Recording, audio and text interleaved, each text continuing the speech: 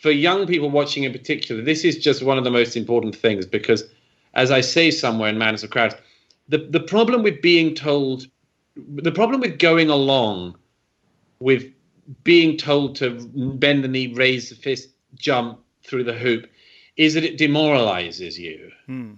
And it makes you a smaller person inside. You will be demoralized because you'll know that you shouldn't have done that. And at some level, you will think badly of yourself for having done it. You'll feel regretful. You'll feel cowardly. And it will affect your life in other ways. And the opposite is also true.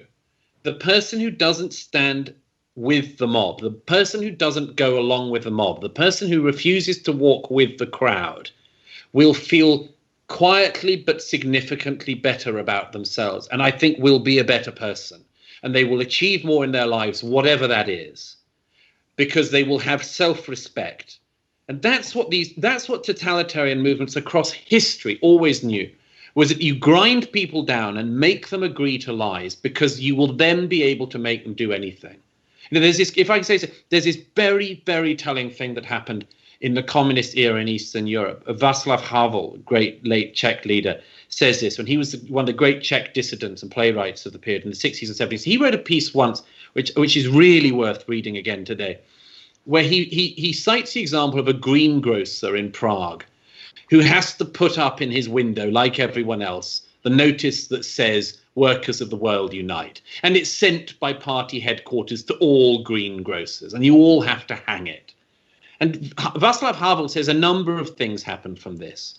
The first thing is that, of course, that the greengrocer is showing to everyone that he is a party loyalist and he wouldn't be able to operate as a business if he didn't do this thing. But it also hangs there every day as a sign of his subjugation.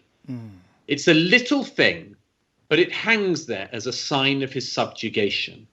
And it reminds him that he's not the man he could be. Now, one of the results of that is that such a person ends up hating the people who make him hang the sign, hates him because they have demoralized him. But Havel's point, among others, is you think you're doing a little thing, but you're not. You are diminishing your soul by doing this, because you know that you could be something more than the person who just has to hang whatever party headquarters tells you to hang this week.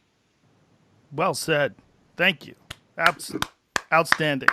More people need to hear this. This is what you just said is an excellent guideline of how to live a meaningful life and express yourself honestly.